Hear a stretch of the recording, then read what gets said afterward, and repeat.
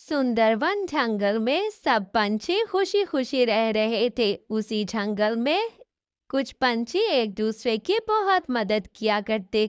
उन्हीं में चमकीलो नाम की चिड़िया भी रहा करती थी।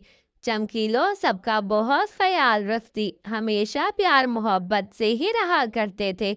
जिस चीज की जरूरत होती एक दूसरे की जरूर मदद किया करते। अरे बंटी बहन, हाँ हाँ, नीलो बहन, क्या चाहिए बताएं तो जरा। मैंने खेती उगाई है, देख दे वो कैसी उगी है मेरी खेती। ऐसे में सब चमकीलों से मदद लेते।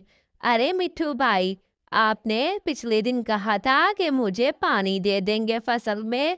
प्लीज आज तो दे दे पानी, शाम को जरूर आना। ऐसे में वहां पर बंटी कबूतरी भी हर चीज लेने आया करती थी। चमकीलो सबको कोई ना कोई चीज जरूर देती, कभी किसी को मना नहीं करती। हाँ हाँ चमकीलो, दे दूंगा, शाम को मेरा इंतजार करना, देने आ जाऊंगा पानी तुम्हारी फसल में। ऐसे में बंटी कबूतरी गाजरे लेने आती है। चमकीलो बहन, गाजरे तो दे दो, मेरे पति ने हलवा खाना है, आपको भी बनाकर दे जाऊंगी। बहुत ही जायकेदार बनाती हूँ, मेरी माँ वाले जंगल में भी गाजरें उगी हैं। माँ जी, देखे तो फसल में बिल्कुल अच्छे अच्छे लग गए हैं बैंगन, इसे मंडी में भिजवा दे, आपको पता है रेट हाई है। हाँ बेटा, आपके भाई के हाथ तो भिजवाऊंगी, आपके भाई ने तो बहुत अच्छे दाम दिए थे पिछले साल, इस दफा भी देगा। ऐसे में कालू कौवे को बहुत गुस्सा आता है, क्योंकि कालू हमेशा शैतानी फैलाता, कभी किसी को सुकून से ना रहने देता।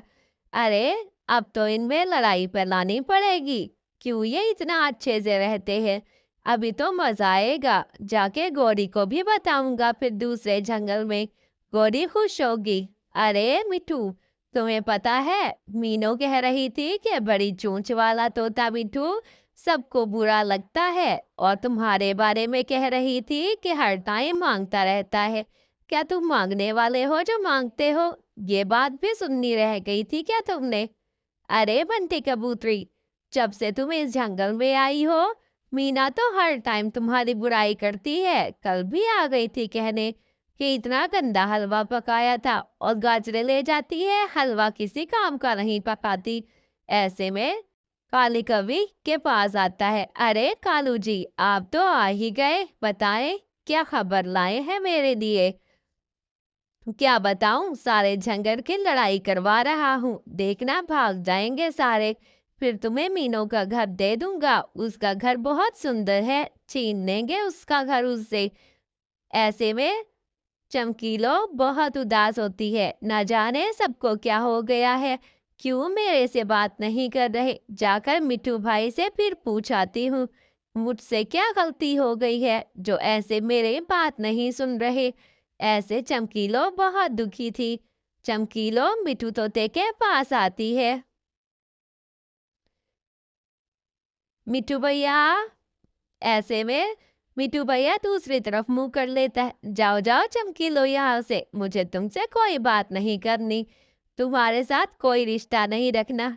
ऐसा क्यों कह रहे हैं आप? कल तक तो हमारी बहुत अच्छी दोस्ती थी, अपनी दोस्ती तोड़ रहे हो।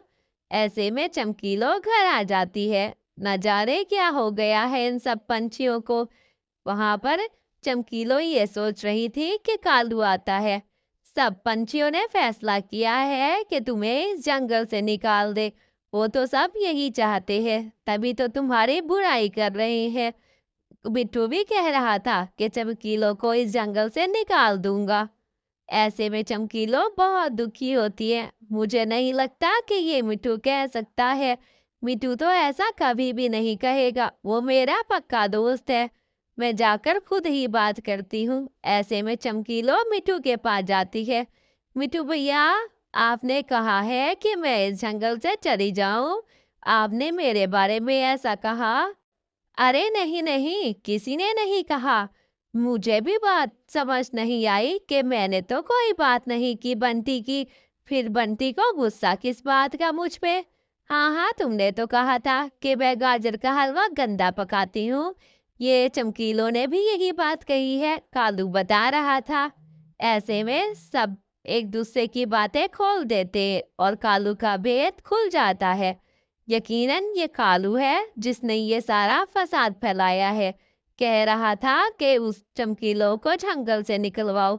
तुमने आरे बारे में तो हमने ऐसा कुछ नहीं कहा। चलो उसको सबक सिखाते हैं। ऐसे में कालू आराम की नींद कर सोया था। वहां पे चमकीलो और मिठू तोता दोनों आते हैं। शर्म नहीं आती कालू, झूठ बोलते हो, फसाद फैलाते हो, हमें लड़वाना चाहते थे